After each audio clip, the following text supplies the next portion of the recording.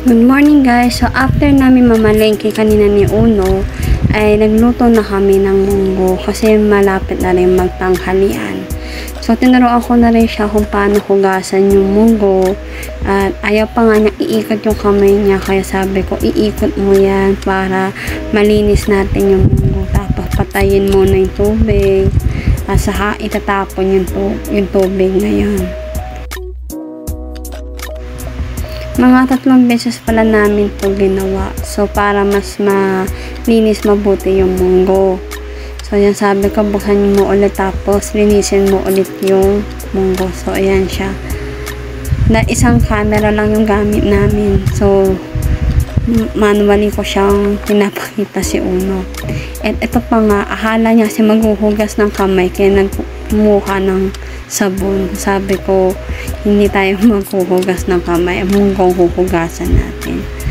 So, ulit tinatapon niyo ulit yung tubig para mas malinis yung munggo.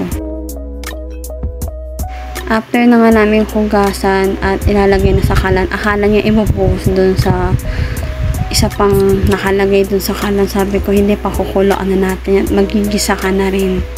So, yan, naka-ready na siya. Binuksan ko na rin po yung kalan. So, yan po.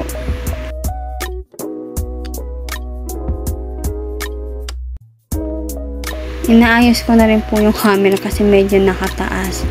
So, binaba ko ng content. Iniintay lang namin mawala yung tubig sa han at uminit yung kawali. So, nag-start na rin po siya maglagay ng mantika. So, may mantika pa po kasi mga natira. Tapos, yan muna po yung ginamit namin. So, natakot si Uno niyan kasi tumatalsik po yung mantika. Sabi ko, huwag kang matakot. Tapos, nilagay na rin po namin lahat yung bawang, sibuyas at yung kamatis na hiniwa ko po. So, next time, tuturuan ko na rin naman maghiwa si Uno, pero hahanap muna ako ng kutsilyo na safe para sa kanya. Tapos, kinigisa na rin po namin yan. Hinaan ko lang din po yung apoy. Yan, tinuturuan ko siyang paanhin niya yung kamay niya para halu-haluin yung mga igigisa namin mga sangkap.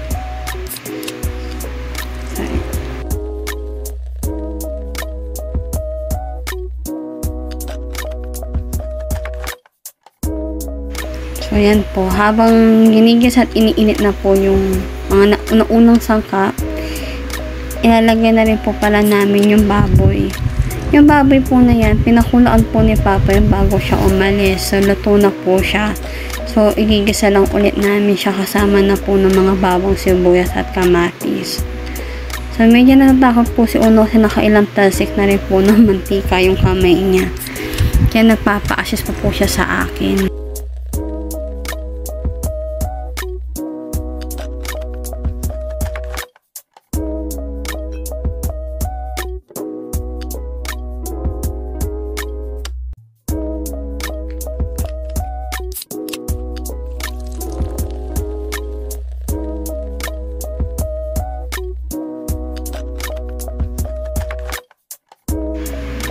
Maglalagay pa po kami ng asin at paminta.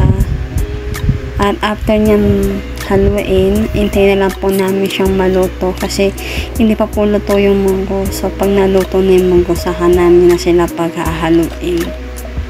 Halo-halo lang po muna kami hanggang sa pumapit na po yung lasa. At pakukuloan ko lang din po ng konti itong ginisa po namin ni Uno.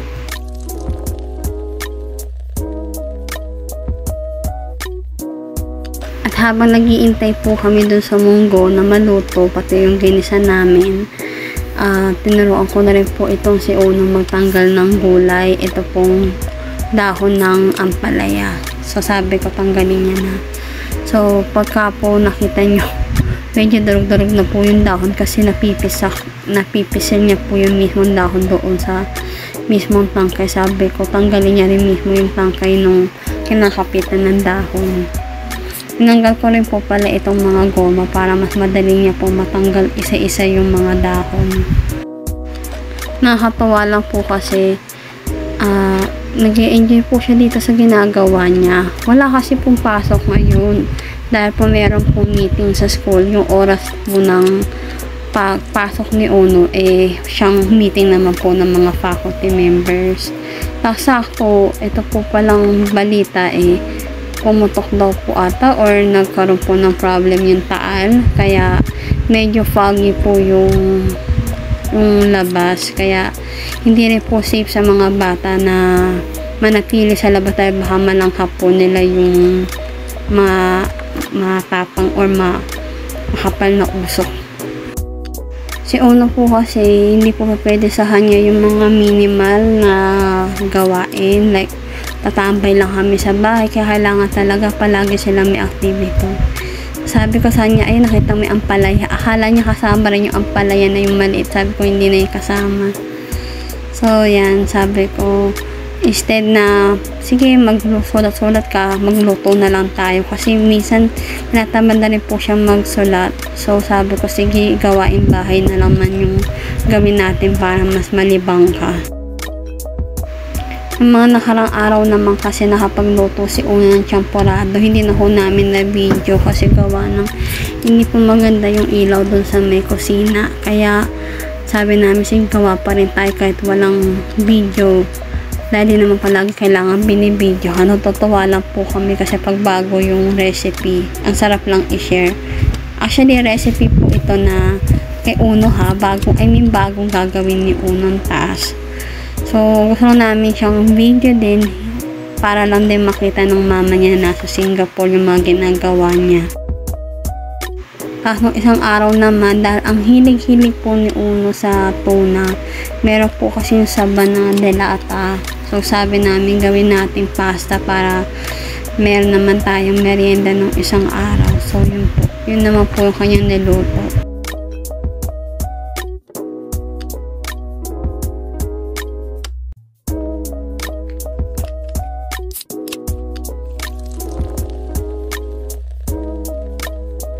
At sa tinagal-tagal din po ng pagtanggal ni Uno ng mga dahon na ngayon lang po kami natapos. Actually, mahaba po yan. Kinat ko na lang po. Naluto na rin po pala yung munggo. Sabi ko, isali niya dun sa kabila para dito na lang tayo magluto kasi medyo mas malaki yung lalagyanan ng isa kumpara dun sa nasa munggo. So, sinasaling niya po yan. Sabi ko, dahan-dahan. At sayang baka may matapon.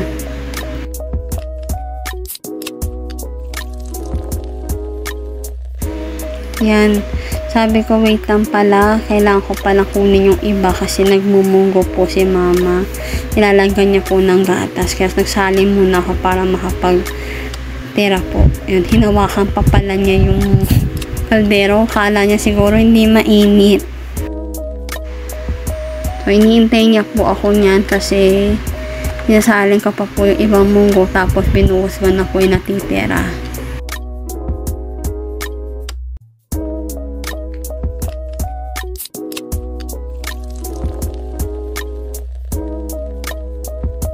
Akala niya tapos na, sabi ko hindi pa, hahaluin pa natin dahil ilalagay pa natin yung ibang sangkap para mabilis nang maluto.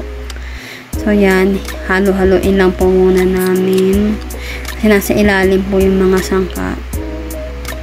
So yan, natutuwa siya. Actually, favorite po din ni Uno pang munggo. Nakakatuwa po kasi kumakain po siya ng gulay.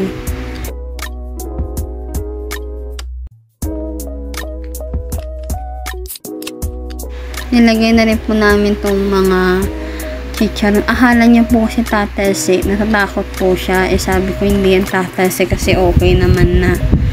So, hahaluin lang din po namin para mas po may lalim pa po yung iba. So, yan. May mga iba po kasi part ng chicharon na medyo matigas. Para medyo lumambot naman po siya. Kailangan po namin siyang ilubog doon sa sabaw.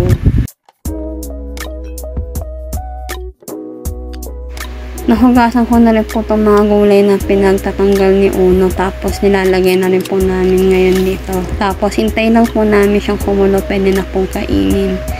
Pero hintay na rin po pala namin si Isi dahil maaga rin po pala silang pinauwi dahil po doon sa usok po na kumahalas sa hangin po natin.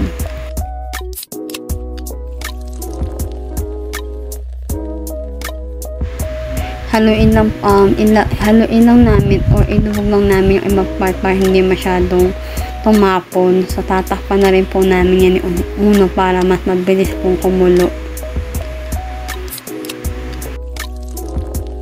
At ayan na nga po ang aming munggo luto ni Uno.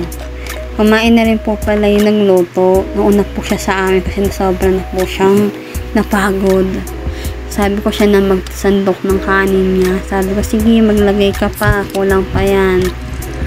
O, last na, sabi ko. At lalagyan na rin po niya ng ulam. Yan na po yung kanya nilutong munggo. Sabi ko, dahan-dahan, baka matapon. Sumasayaw pa nga po. Sobrang saya. Nilapit niya po yung kanyang mangkok. So, kumakain po yan ng gulay po. Wala naman pong pinipili si Uno. Sobra naman po niyan. Sarap kumain. Sabi ko, dagdagan mo pa yan. Kulang pa yan. Yan. Kakain na po muna siya. Mauuna na po muna siya habang iniintay namin si Isha magpalit ng damit.